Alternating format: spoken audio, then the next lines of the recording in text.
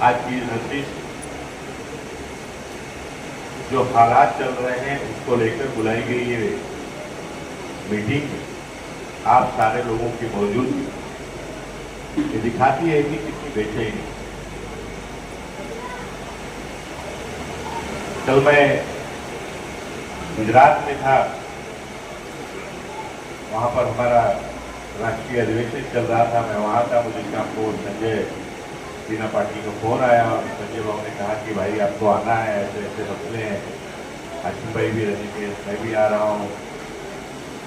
तो सारी चीज़ों को जो हालात पैदा हुए हैं, जो मुश्किलें पैदा हुई हैं, जो दिक्कतें लोगों को आ रही हैं, जिसको लेके सबके अंदर बेचैनी, इस पर एक गुफ्तगू करके एक आम राय बनाकर इन तमाम सारे मामलात का हल कैसे निकाला जाए, उसके ऊपर एक मीटिंग बुलाई गई है और आपको किसी भी हालत में आना है।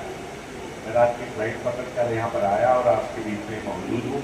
मुझे अभी मैसेज आया कि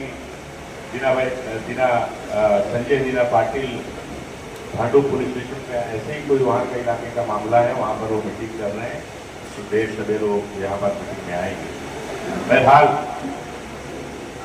जो जज्बात, जो गुस्सा आपके दिलों में है, वही सबके दिल। हमारे उलमाए किराम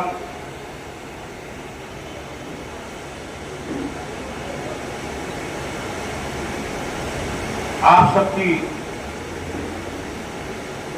दीनी मामलात में रहनुमाई करते हैं। हम लोग आपकी खिदमत करने के लिए सियासी सतह पर रहनुमाई करने की कोशिश करते हैं और हम सबकी कोशिश ये होती है कि मुल्क का, रियासत का, शहर का इत्तेहाद, कौमी एकजुहती,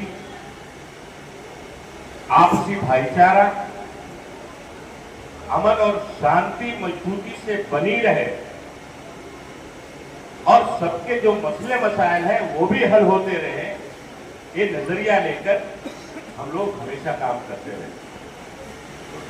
मैं कोई जज्बाती बातें करके, जज्बाती तकरीरें करके आप सबको जज्बाती बनाना नहीं चाहता। हालांकि जज्बात रहने चाहिए, लेकिन उस जज्बात को सही तरह पर, सही वक्त पर इस्तेमाल करना चाहिए और संजीदगी से करना चाहिए। वो हल्ला मचाकर कोई मसले का हल नहीं निकल सकता। जैसे हमसे पहले एक नौजवान वकील साहब ने बताया, आपने बातें रखी यहां पर, तो सबसे पहले कौन क्या कह रहा है वो हम बाद में सोचेंगे, वो क्या कह रहा है पहले हमें उस पर सोचें। और अगर इस तरह का मामला नहीं होता तो हम लोग जमा भी नहीं होते। हम अपने कागजों की फाइल भी दुरुस्त करने की कोशिश नहीं करते। ये हमारी सबसे बड़ी जिम्मेदारी है कि मुल्क के आईन के मुताबिक हम जब अदालत चलाते हैं, चाहे चैरिटी कमीशन में रजिस्टर्ड हो, चाहे वक्त में रजिस्टर्ड हो, सारे कागजात की खानापूरी पूरी तरह से होनी चाहिए।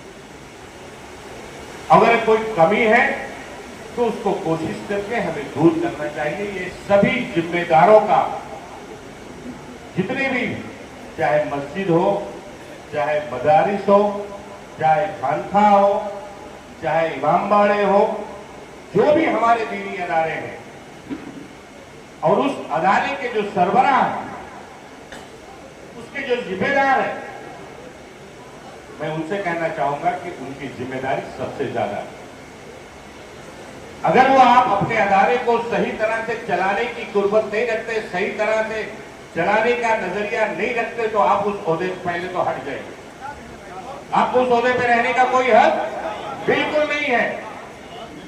सिर्फ हम सदर हैं, एक मोहल्ले के सेठ हैं तो उनको सदर बना दिए, कोई ज्यादा बोलने लग गया मीटिंग में खड़े रह के तो उसको सेक्रेटरी बना दिए।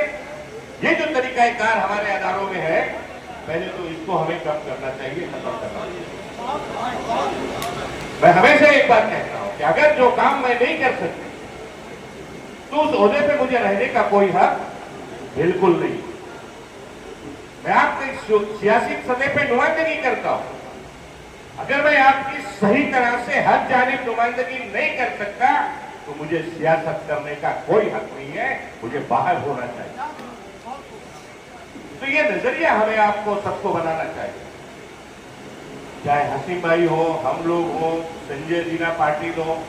संजय दीना पाटिल को पिछले लोकसभा में अगर कहीं से जीत मिली है तो उसका सेहरा गोविंदी शिवाजी नगर के इलाके के लोगों को, आप लोगों को सर जाता है। और दूसरी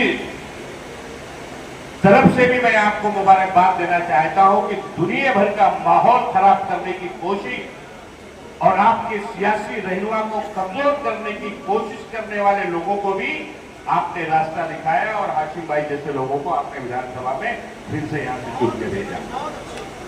यही सबसे बड़ी दानिशमंदी है।